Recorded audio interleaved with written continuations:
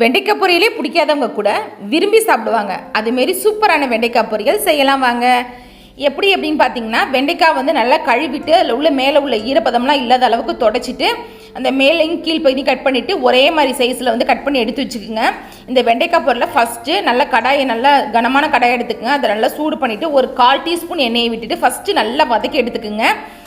வதக்குனதுக்கப்புறம் இதுமாரி மூடி வச்சு ஃபஸ்ட்டு கொஞ்சம் வேக வச்சுக்கோங்க. மேலே கொஞ்சம் உப்பு தூவிக்கிங்க. உப்பு போட்டு மூடி வச்சு வதக்கி எடுத்துக்கோங்க. கொஞ்சம் வதங்கினதுக்கு அப்புறமா நம்ம என்ன பண்ணலாம் அப்படின்னா, காய்ந்த மிளகாய் தூள், சாம்பார் பவுடர், அதுக்கப்புறம் மஞ்சத்தூள், இது 3 வந்து சேர்த்துக்கிறேன். அதில் கடைசியில் ஒரு பொருள் போட்டு இறக்குனீங்க அப்படின்னா அது நல்லா உப்பு உரப்பாக நல்லா ஸ்பைஸியாக இருக்கும். அது என்னென்ன வீடியோட எண்டில் சொல்கிறேன். நெக்ஸ்ட்டு நீங்கள் வந்து இது மூடி வச்சு தான் வதக்கணும். ஆனால் மூடி வச்சு வதக்கும் போது ஃபுல்லாக கவர் பண்ணாமல் கொஞ்சம் 3/4 மூடி வச்சு வதக்குங்க. அப்போ தான் வந்து உங்களுக்கு வந்து அந்த தண்ணி, இந்த வேர்வை தண்ணி அதில் வடிஞ்சு பிசு பிசுன்னு ஆகாமல் இருக்கும். நல்லா திருப்பி வச்சு வதங்க. நான் ரொம்ப எண்ணெயெல்லாம் விடல பாருங்கள், கொஞ்சமாக தான் எண்ணெய் விட்டுருக்கேன். அப்பப்போ தேவையான அளவு எண்ணெய் விட்டுட்டு திருப்பி விடுங்க. அப்பப்போ வந்து ஒரு டீஸ்பூன் எண்ணெய் விட்டுட்டு ரொம்ப ட்ரையாக இருந்துச்சு அப்படின்னா அதுமாரி எண்ணெய் விட்டு திருப்பி விடுங்க. ரொம்ப எண்ணெய் ஊற்றிட்டிங்கனாலும் சதன்னு இருக்கும்.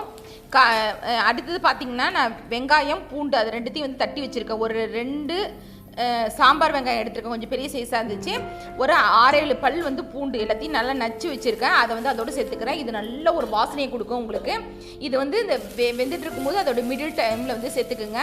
இப்போ இதேமாரி மூடி வச்சு வதக்குனீங்க அப்படின்னா நல்லா சுருண்டு வெந்து நல்லா மொறுன்னு உங்களுக்கு வந்துடும். இது தயிர் சாதத்தோடு சாப்பிட்றதுக்கு சூப்பராக இருக்கும். ட்ரை பண்ணி பார்த்துட்டு ஃபீட்பேக் கொடுங்க. சப்ஸ்கிரைப் பண்ணிக்கோங்க, கமெண்ட் பண்ணுங்கள், லைக் பண்ணுங்கள், ஷேர் பண்ணுங்கள், தொடர்ந்து சப்போர்ட் பண்ணுங்கள். தேங்க்யூ. இறக்குறதுக்கு முன்னாடி கொஞ்சம் நல்லா பெப்பரை வந்து நல்லா தூவி இறக்குனீங்க அப்படின்னா சூப்பராக இருக்கும்.